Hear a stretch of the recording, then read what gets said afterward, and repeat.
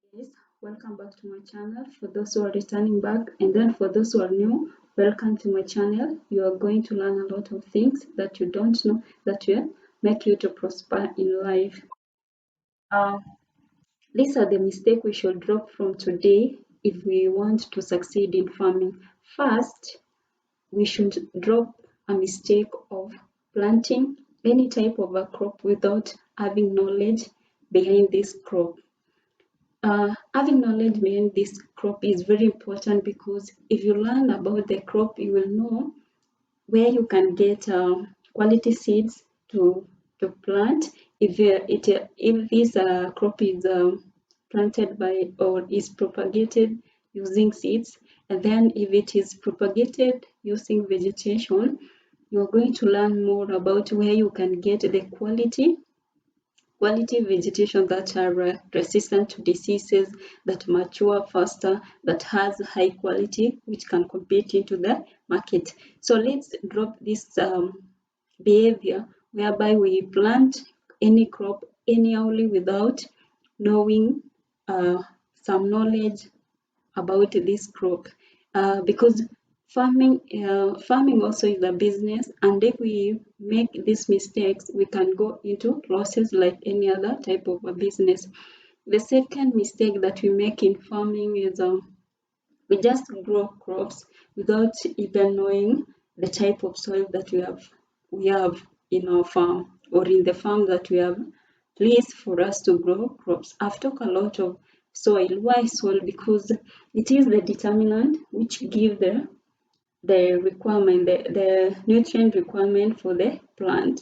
So if you don't look at your soil and know what it contains, it is lacking, so that you can supplement, if you can supplement, or if you don't look at your soil and know the type of crops that you're supposed to grow in that type of soil, that is another mistake that you will end up making. And then by the end of the growing season that you have grown these crops, you'll find that the production is low, which is not encouraging. So let's drop this mistake of just growing crops without knowing the type of soil that these crops are supposed to be grown.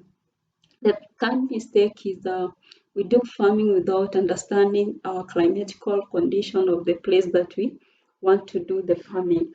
Climatical condition is such an important because it gives you an idea, a hint of the type of the crops which do well in those climatical conditions that you are in. Because not all crops will do better or at the same level, 100% level in a certain climatical condition. There are those who do well in a cool and wet climate. There are those which do well in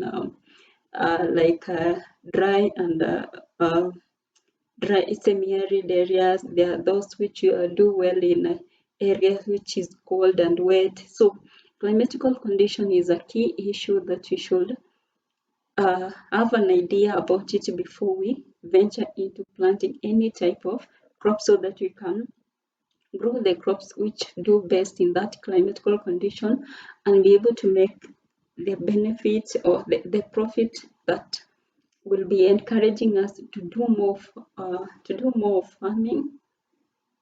The other mistake that we do in farming is during harvesting. I'll talk more about harvesting when I handle the whole topic about post-harvest handling services. So let's say we are doing the farming of grains. Grains, because they must dry before we sell them, or we wait for the markets to be at the price that you want to, so that we can sell. So meaning, if you're going to harvest them and then you wait for that market price, or to wait for the market to come up, you need to have a store where you store them. And the store that where you store this grain should have a conducive environment, so that your grains doesn't become spoiled, and then at the end of it you go into losses. So look at the store where you store your grains, and make sure that it is in a condition side that it can sustain your grains for the longer time, so that you can consume with your family, or you can sell them into the market. So decide, and then like if you're doing the growing of crops of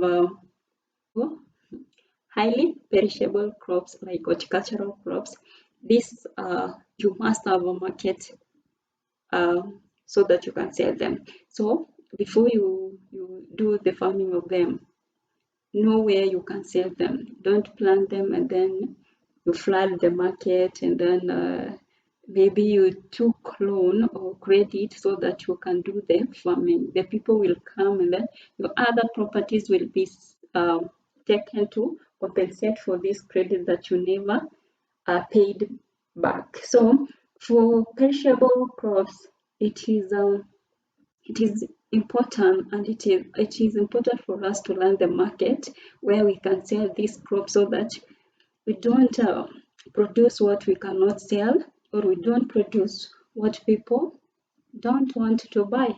So taste and preference is the mistake that we usually make as farmers. We don't know who wants this type of crops, which group of people like this type of crop before we grow. The other mistake that we make in farming is we don't have plan.